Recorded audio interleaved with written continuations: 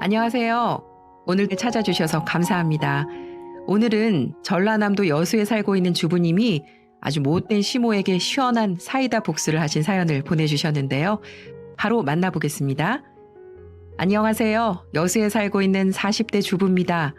벌써 추석이 다 지나가고 이렇게 일상으로 다시 돌아왔네요. 하도 정신없이 살다 보니 요즘은 시간이 어떻게 지나는지도 모르겠습니다. 사람에게는 여러 가지 복이 있다고 하잖아요. 저는 어릴 때 부모님이 돌아가셔서 부모 복은 없어도 자식 복은 있는 것 같아요. 딸 셋에 아들 하나 이렇게 모두 4명이나 키우고 있으니 자식 복이 터졌다고 해도 되겠죠. 남편 복은 글쎄요, 좀 더 살아봐야 할 것 같네요. 요즘 같은 시대에 무슨 아이를 그렇게 많이 낳았냐고 하시겠지만 사실 제가 낳은 아이는 첫째와 이제 돌이 지난 막내까지 2명이에요. 둘째와 셋째는 쌍둥이인데 남편의 전처가 낳은 아이들이랍니다. 비록 제가 배 아파서 낳지는 않았지만 가슴 아프고 머리 아프게 키우고 있는 금쪽 같은 제 자식들이에요. 남편과 저는 둘 다 재혼인데 둘 다 사별을 했어요. 남편은 5년 전에, 그리고 저는 10년도 넘었네요. 우리 부부는 3년 전에 결혼했는데 우연한 기회에 만나 결혼까지 하게 되었어요. 저희 가족은 대가족답게 시끌벅적 북적이며 살고 있는데요. 요즘은 걱정할 것 없이 참 잘 지내고 있지만 재혼 가정답게 이렇게 안정을 찾기까지는 쉽지 않았어요. 떠올리고 싶지도 않지만 전 남편 이야기부터 해야 할 것 같네요. 전 여수에서 태어나 외할머니 손에서 자랐어요. 아빠는 제가 초등학교 다닐 때 심장수술 후에 합병증으로 돌아가셨고, 또 엄마는 아빠 돌아가시고 바로 야반 도주를 하셨다고 했어요. 제가 아주 어릴 때 엄마에 대해 할머니는 아무 말씀을 안 해주셨지만 제가 성인이 되어 엄마를 찾고 싶다고 하니까 같은 동네 아빠 친구와 눈이 맞아 도망을 가셨다고 말해주시더군요. 그 뒤로 엄마를 찾지는 않았어요. 할머니는 많은 사랑을 주셨지만 부모의 사랑을 느껴보지도 못하고 자랐기 때문에 항상 애정에 목말라 있었던 것 같습니다. 고등학교를 졸업하고 수원으로 취업을 나가게 됐는데 그곳에서 만난 전 남편과 짧게 연애를 하고 결혼식을 올렸지요. 전 남편도 부모 없이 외로운 사람이라 서로 함께 의지도 하고 친구처럼 연인처럼 잘 지냈죠. 첫째를 낳고 저는 직장을 그만두었는데 신혼의 행복이 채 1년도 가지 않더라고요. 제지 공장에서 일하던 남편은 고장난 설비를 고치러 들어갔다가 돌아오는 롤러에 끼어 한쪽 팔이 완전히 뭉개지는 사고를 겪고 말았거든요. 병원에 달려갔지만 이미 심하게 뭉개진 팔을 절단해야 한다는 이야기만 들었어요. 극심한 고통에 정신을 잃었던 전 남편은 의식을 차리고 잘린 팔을 보며 오열했고 퇴원 후에도 제정신을 차리지 못한 채 어느 날 저와 제 딸을 남겨두고 세상을 떠났답니다. 퇴원 후에도 술에만 의지해서 살았고 하루에도 몇 번씩 살고 싶지 않다는 말만 달고 살았을 정도니까요. 자신의 장애에 대한 극심한 피해의식에 사로잡혀 결국 제가 자신을 무시하고 다른 남자를 만난다는 의처증까지 가지게 되었답니다. 심한 알코올 중독으로 집안 살림을 다 때려 부수는 건 기본이고요. 술만 마시면 급기야 손찌검까지 하는 바람에 할머니 댁으로 도망가서 며칠을 피해 있기도 했지만 몸도 온전치 않은 사람이 안쓰러워서 며칠 있지도 못하고 다시 돌아오곤 했어요. 전 어떻게든 우리 가족 다시 살아보려 했지만 전 남편은 결국 저희 모녀를 두고 세상을 떠나고 말았어요. 교통사고였다는데 마지막 모습이 너무나 비참해서 다시 떠올리고 싶지도 않네요. 혼자 장례식을 치르는데 우리 딸 태어날 때도 얼굴 한번 비추지 않던 당시 시모가 찾아와 저더러 우리 아들 잡아먹은 년이라고 우리 아들 목숨값을 내놓으라며 쌩 난리를 치는데 안 그래도 울다 지쳐 기운이 하나도 없어서 그 시모가 휘두르는 뺨이며 주먹이며 온전히 다 맞고 서 있었습니다. 남편 어릴 때 이혼하고 딴 남자랑 살고 있으면서 우리 결혼식 때도 한 번만 참석해달라고 용돈까지 주며 사정사정해서 겨우 모셨던 여자가 이제 와서 아들 죽으니 목숨값 내놓으라고 하는데 악마가 있다면 딱 저런 모습이겠다 싶었죠. 사실 제가 그 여자에게 돈을 줄 이유도 없었고 앞으로 이 험한 세상 여자 혼자 아이 키우며 살아가려면 돈이라도 있어야겠다 생각해서 날마다 저를 찾아와 행패를 부리는데도 10원 한 장 내어주지 않았답니다. 첫 번째 사고 때 산업재해로 인정을 받아서 보험금도 많이 받았고 우리 모녀 먹고 살 정도의 유족연금도 있었지만 남편의 목숨값으로 호의호식하고 싶지도 않았고요. 나중에 우리 딸 시집갈 때 아빠 없다고 무시당하지 않으려면 돈이라도 있어야겠다 생각해서 그 돈은 한 푼도 쓰지 않고 은행에 맡겨두었습니다. 급기야는 있는지도 몰랐던 시누이들까지 합세해 보험료 내놓으라고 집안을 뒤집어 놓는데 결국 견디다 못해 할머니가 계신 여수로 쫓기듯이 내려가 살게 되었어요. 어린 딸을 또다시 할머니에게 맡기고 전 돈을 벌러 나갔지요. 할머니가 돌아가신 지금도 너무 감사하고 또 죄송한 게 저희 아버지가 6남매시거든요. 할머니는 자신의 자식들과 저 그리고 제 딸까지 총 8명의 아이를 키우신 셈이니까요. 평생 자식들 키우시느라 고생만 하신 할머니에게 증손녀까지 맡겨두고 나간 게 너무나 죄송했지만 먹고 살려면 어쩔 수 없었습니다. 할머니는 제 딸이 6살쯤 되었을 때 돌아가셨는데 임종 전에 제 손을 꼭 잡고 말씀하시더군요. 아가, 너 좋은 남자 만나서 결혼하는 거 보고 싶었는데 마음에 걸리는구나. 너 좋다는 사람이 있으면 꼭 결혼해라. 넌 괜찮지만 애들한테는 아빠가 있어야 돼. 그냥 나만 열심히 살면 될 거라고 생각했는데 우리 딸에게까지 아빠 없이 자라게 했다는 생각이 들더군요. 정말 미안했습니다. 하지만 막상 할머니 돌아가시고 나니 아직 어린 딸 하나 키우는 것도 참 녹록지 않았고 할머니가 살던 집을 저에게 상속해 주셔서 지낼 곳 걱정은 하지 않아도 됐지만 누군가를 만날 생각조차도 하기 힘든 바쁜 나날이었어요. 그래도 딸아이는 예쁘게 자라주어 어느덧 초등학교에 가게 되었어요. 저는 학습지 교사 일을 하며 열심히 돈을 벌고 있었고 조금은 여유가 생겨 이제는 제 집에 아이들을 모아 돌봐주기도 하고 공부도 가르쳐주는 공부방을 열게 되었답니다. 모두들 제 자식같이 생각하며 기쁜 마음으로 아이들을 돌봤습니다. 그런데 다른 아이들은 오후에 부모님이 퇴근할 무렵이 되면 아이들을 다 데리러 오시는데 유독 쌍둥이들은 아무도 데리러 오지 않는 겁니다. 저녁 시간이 되면 눈치를 보다 자기들끼리 일어나 인사를 하고 집에 가는데 아무래도 집에 아무도 안 계신 것 같아 저녁을 먹고 가라고 얘기해 봤었죠. 그랬더니 무슨 걸신 들린 것처럼 허겁지겁 밥을 먹는데 아이들의 이야기를 들어보니 아빠는 일하느라 항상 늦게 들어오고 집에 가면 아이들끼리 라면을 먹거나 아니면 아빠 오실 때까지 그냥 굶는다고 하더군요. 저는 할머니라도 계셔서 배고른 일은 없었는데 이렇게 예쁜 아이들이 둘이서만 의지하고 살고 있다니 정말 가슴이 아프더군요. 그 뒤로 아빠 퇴근하실 때까지 밤늦게라도 저희 집에 있어도 된다고 했습니다. 쌍둥이 아빠에게도 제가 잘 보살피고 있을 테니 퇴근할 때 데려가라고 말해두었고요. 아이들이 구김살이 없어 딸아이와도 친하게 지냈기 때문에 저도 눈치 주지 않고 편하게 지내길 바랬는데 처음엔 어쩔 수 없이 제 눈치를 보더군요.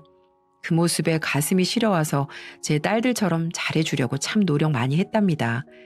몇 달이 지나니 이제는 아예 제 집처럼 편안히 지내더군요.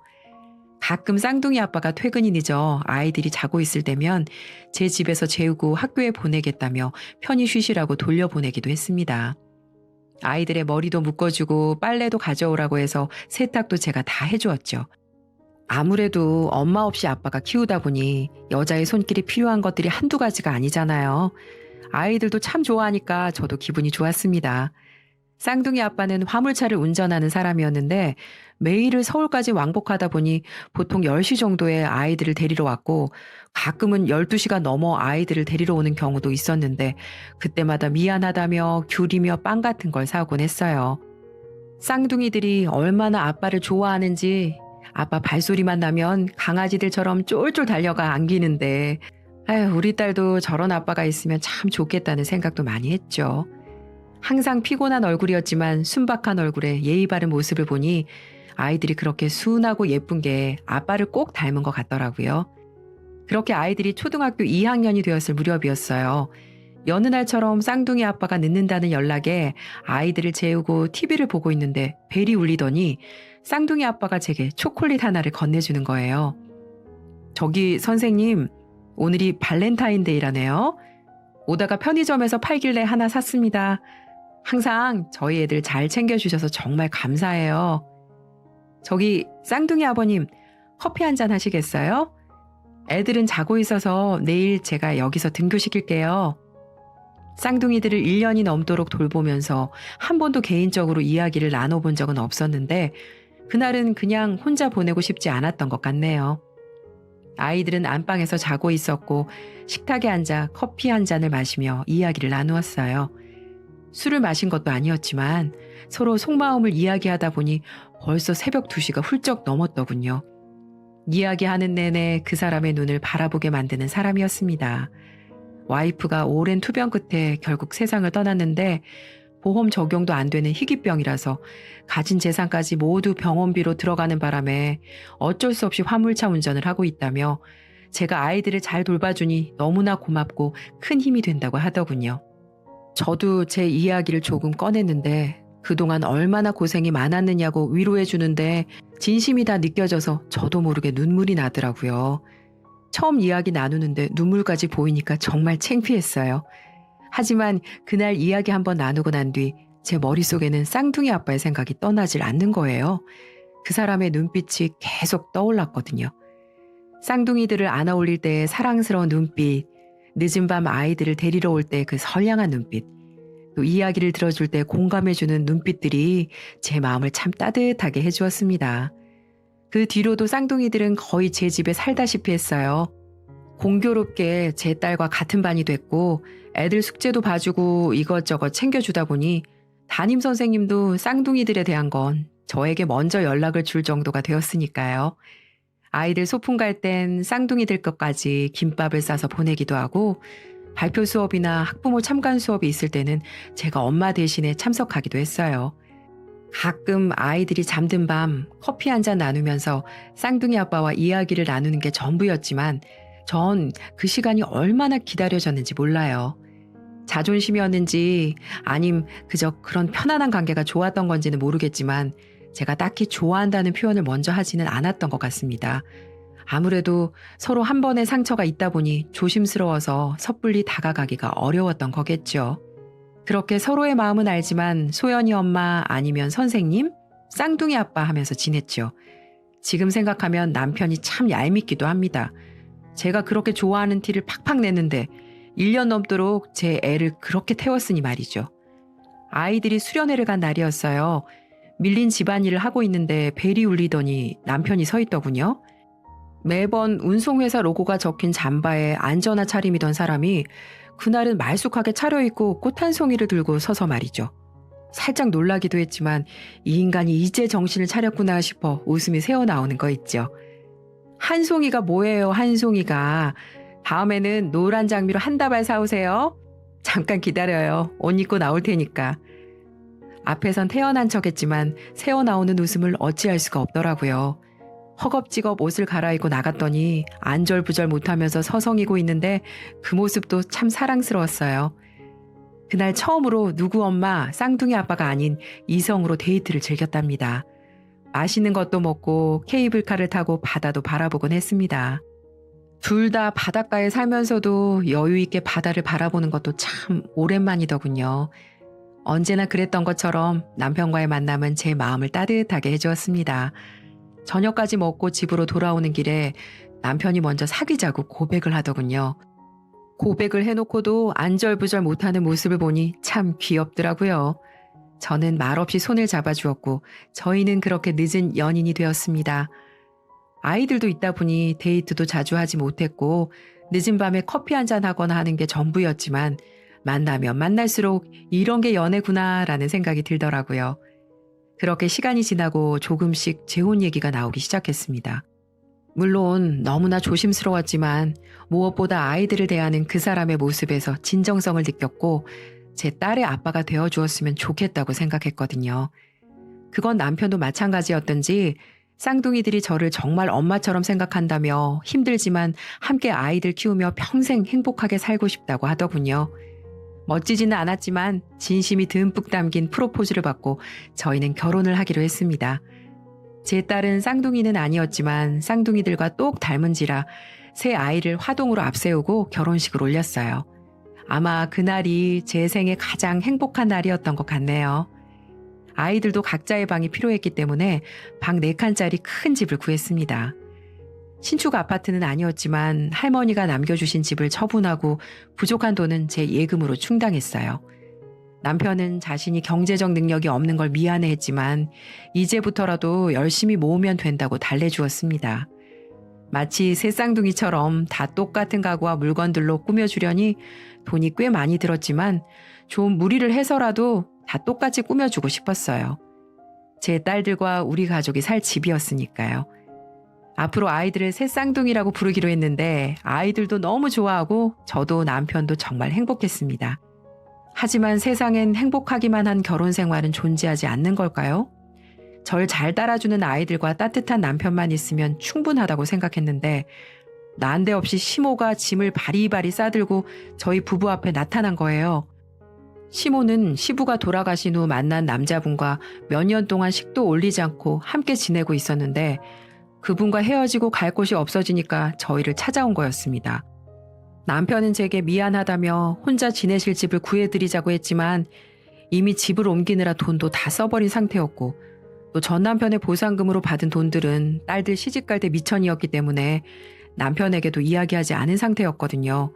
그래서 그냥 집으로 모시기로 했습니다. 방이 부족해서 어쩔 수 없이 안방을 쌍둥이에게 내어주고 함께 지내게 했는데 처음 가져본 개인방이 없어지니 몇 날 며칠을 우는데 저도 속상해서 혼났네요. 사실 혼자서 아이들 셋 키우려니까 힘에 부치기도 했기 때문에 어머님이 좀 도와주시면 아이들 교육에도 좋을 것 같아 그렇게 했던 게 제 인생 최대의 실수였던 것 같습니다. 막상 받아들이기로 한 거 갈 곳 없는 시모를 모시는 건 큰 문제가 되지 않았지만 남자에 빠져 혼자 된 아들의 쌍둥이 손녀도 잘 보살펴주지 않았던 사람이 들어와 우리 손녀 하며 불쌍하다고 그동안 계모 밑에서 얼마나 서러웠냐고 하는데 정말 부하가 치밀어 미치겠더라고요. 애들도 계모가 뭐냐고 물어보기까지 하는데 정말 속상해서 죽을 것만 같았습니다. 그동안 정말 다 똑같이 대하려고 노력했고 정말 한 점 부끄러움 없이 내 새끼다 하고 키워왔는데 갑자기 나타나 한다는 소리가 계모 소린데 그 누군들 화가 나지 않겠어요.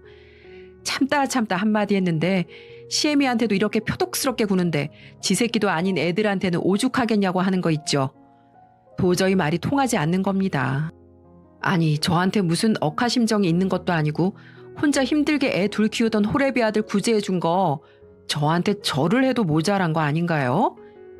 남편은 여전히 화물 일을 하느라 낮에는 항상 아이들과 시모와 함께 지내게 됐는데 시모가 쌍둥이들만 끼고 도는 탓에 첫째 소연이만 소외받는 일들이 생기곤 했어요.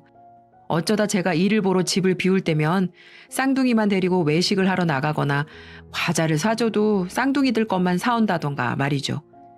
어른들 입장에서는 그런 게 아무것도 아닐지 모르지만 아직 초등학교 저학년인 아이들에게 그렇게 다르게 해버리면 그동안 저와 남편이 애써왔던 게 완전히 물거품이 되어버리잖아요.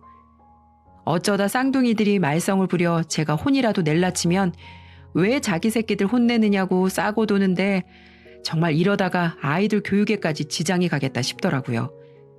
둘이서 이야기도 해보고 간곡히 부탁도 해봤지만 아무 변화도 없었고 시모의 분탕질은 심해져만 갔습니다. 곧 사춘기도 겪을 딸아이 셋을 케어하는 것도 결코 쉽지 않은 일인데 자꾸 아이들 간에 차별을 두고 행동하시니 정말 미치겠더라고요. 남편과 상의 끝에 내가 예금이 좀 있으니 어머님에게 집을 구해드리기로 하고 말씀을 드렸더니 이제 굴러온 돌이 자기를 쫓아내려고 한다면서 쌍둥이들을 안고 울고불고 난리를 치는데 괜히 제 속만 새카맣게 타들어갔습니다. 말끝마다 하는 말이 내 아들이 하루 종일 운전해서 벌어온 돈으로 너랑 네 새끼까지 먹여 살리느라고 뼈밖에 안 남았다고 하는데 이 집도 내 돈으로 한 거라고 쏘아붙이고도 싶었지만 꾹 참았습니다. 어머님 말처럼 밖에서 고생하는 남편한테 집안일까지 신경 쓰게 할 수는 없었으니까요. 시간이 지나면 나아질 거라는 희망을 가지고 하루하루를 버텨가고 있었는데 갑자기 피곤하기도 하고 컨디션이 안 좋아져 병원에 갔더니 산부인과로 가보라고 하더군요. 원체 생리도 불규칙한 데다 저도 남편도 나이가 있어 생각하지도 못했는데 아이가 생긴 거였습니다. 예상하지도 못했기에 많이 당황했지만 남편과 제 사이의 생명이기에 너무나 감사했어요. 새 쌍둥이들도 동생이 있으면 좋겠다고 노래를 불렀었는데 정말 오랜만에 찾아온 축복이라고 생각하고 남편이 들어오면 소식을 전해줄 생각으로 집으로 갔죠. 집으로 돌아갔더니 여전히 집은 난장판에 어머님은 누워서 낮잠을 자고 계셨고 아이들은 점심도 굶고 과자로 배를 채우고 있더군요. 잠에서 깬 시모가 예, 넌 시엠이랑 애들이 이렇게 쫄쫄 굶고 있는데 어딜 그렇게 나돌아다니냐? 집에서 하는 일도 없이 우리 아들이 뼈 빠지게 벌어오는 돈으로 놀고 먹으면 집안일이라도 똑바로 해놔야지. 라며 면박을 주는데 아이들 앞이라 차마 큰 소리는 못 내고 묵묵히 집 치우고 밥 차려서 아이들 먹이고 낮잠까지 재웠죠. 그래도 시어머니한테 임신 소식은 전해야 할 것 같아서 잠시 드릴 말씀이 있다고 하고 소파에 앉았답니다. 자기 약속 있다고 나가봐야 한다는 시모에게 기쁜 소식을 전했더니 갑자기 얼굴이 완전히 일그러지며 악귀 같은 모습으로 변하더군요. 육두문자를 남발해가며 제 머리채를 잡는데 전 너무 놀라 피하기만 급급했습니다. 어머니 왜 이러세요? 이거 놓고 말씀하세요. 저 아이 가졌다고요. 이러시면 위험해요 어머니. 니년이 애새끼까지 달고 들어와서 우리 아들 등골을 빼먹더니 이제 지 새끼까지 또 낳으려고 해? 벌써 애가 셋인데 하나 더 낳으면 어쩌자는 거냐? 네가 돈 벌어올 거야? 어? 우리 아들 잠도 못 자고 하루 종일 운전하느라 뼈밖에 안 남았는데 너는 대체 몸을 어떻게 굴렸길래 다 늙어서 애 뱉다고 자랑질이냐? 너 때문에 우리 아들 다 죽게 생겼다 이년아. 우리 아들 씨가 맞기는 한 거요? 아이들 깬다며 겨우 진정을 시켜놨더니 당장 지우라고 소리소리를 지르더군요. 아예 이성을 잃어버린 것 같아 우선 아무 말도 하지 않았습니다. 제게 그 난리를 쳐놓고 친구 만난다고 나가버리더군요. 기가 막히고 믿기지도 않았어요. 부모 안 계신 게 얼마나 서럽던지 얼굴도 기억나지 않는 엄마를 부르며 아이들이 깰까 하염없이 눈물만 흘렸네요. 아무리 생각해도 이건 아닌 것 같아 아이들을 학원에 보내놓고 시모가 들어올 때까지 기다렸답니다. 어차피 남편은 자정이 다 되어서야 돌아오기에 그 전에 이 일을 마무리해야 할 것 같았으니까요. 낮술에 고스톱까지 치고 얼굴이 벌게져 들어온 시모를 잠깐 앉으시라고 하고 말을 건넸습니다. 어머니, 아까 저한테 왜 그러셨어요? 전 사과 받아야겠어요. 뭐? 이게 실성을 했나? 시애미한테 무슨 말버릇이야? 부모 없이 자란 거 티내냐? 어머니, 저 부모 없이 자랐어도 최소한의 상식과 경우라는 건 알아요. 어머니 저한테 사과하실 거 아니면 이제 제 집에서 나가주셨으면 좋겠네요. 네 집? 이 집이 왜 네 집이냐? 내 아들이 피땀 흘려서 노발대발하며 큰소리치는 시모의 면전에 집 문서와 제 예금이 적혀있는 통장을 툭 던졌습니다. 전 시모에게 그걸 던져주며 당신이 날 쉽게 무시하고 그럴 사람은 아니다. 내가 이런 사람이다. 돈도 많고 그동안 말하지 않았던 돈도 이렇게나 많은 사람이다. 라는 말을 해주고 싶었던 거죠. 다시는 무시하지 못하게 말이죠. 그러자 시모는 눈이 휘둥그레져 충격을 받은 듯 보였습니다. 그러면서 예, 애미야, 그게 아니라 이 정도 능력도 했으면 진작 말하지 그랬니? 그러면 진작 잘해주고 무시하지 않았을 거 아니냐? 그동안 내가 못되게 해서 미안하구나. 내가 노망이 들었나벼. 미안하구나. 근데 이 통장을 보여준 게 얼마라도 나한테 주려고 보여준 거지? 나한테 얼마 줄 건데? 그러자 전 웃으면서 저기요 아줌마. 당장 내일 이 집에서 나가주세요. 지금껏 불쌍해서 먹여주고 재워주고 했더니 갈수록 은혜도 모르고 기어오르시네요. 사람이 정도가 있고 선이라는 걸 지키셔야죠. 그리고 얼마 줄 거냐고? 내가 아줌마한테 줄 돈 있으면 길거리에서 구걸하는 사람한테 주고 말겠네요. 됐고 내일 바로 원룸이라도 알아봐서 구해줄 테니까 더 이상 찾아오지도 말고 연락도 하지 마세요. 알았어요? 아니 애미야. 이 나이 먹고 혼자 어디 가서 살라고 그러는 게냐. 그리고 내가 수입이 있냐 모아둔 돈이 있냐. 이 노인네 혼자 살기 무섭구나. 그러니 내가 이렇게 빌마 용서해다오. 내가 어떻게 하면 되겠니? 라고 애원을 했지만 전 그동안에 제게 했던 일들에 대해 도저히 용서를 못할 것 같아 닥치고 짐이라도 싸두고 있으라고 했습니다. 자꾸 그러면 원룸도 구해주지 않는다고 말하면서 말이죠. 저도 제가 그렇게 단호한 면이 있는 줄은 몰랐지만 아이들을 위해서라도 시모와는 거리를 두는 것이 좋을 것 같아 애써 용기를 낸 거죠. 시모도 지금껏 살면서 저의 그런 단호한 모습에 나중에는 자포자기한 듯 어쩔 줄 모르고 고개만 푹 숙이고 있더군요. 너무 속이 시원했어요. 나이 먹어서 다 어른이 아니라는 걸 보여준 것 같아서 너무 속 시원하더군요. 시모는 일을 마치고 들어온 남편 앞에서 온갖 거짓말을 하며 내가 아줌마라고 했네, 닥치라고 했네 고자질했지만 남편은 일이 이렇게 되게 자기가 그동안 너무 방관만 한 것 같다며 단호하게 시모에게 떨어져 살자고 말을 했고요. 믿었던 아들에게 배신을 당해서일까요? 우리들 앞에서 닭똥 같은 눈물을 흘리더군요. 그 이후 얻어들인 집이 춥고 마음에 들지 않는다며 시도 때도 없이 저희 집을 찾아오기도 했지만 전 절대 문을 열어주지 않았답니다. 애원하고 사정을 해봐도 제 단호한 입장은 변하지 않았고요. 그래서 지금은 제게 제발 같이 살면 안 되겠냐고 가끔 문자를 보낼 뿐 아무것도 하지 못하고 있어요. 그리고 전 무사히 출산을 했고 다행히 막내는 아들이었어요. 우리 새 쌍둥이들이 얼마나 좋아하는지 서로 자기가 기저귀를 갈아주겠다며 성활합니다.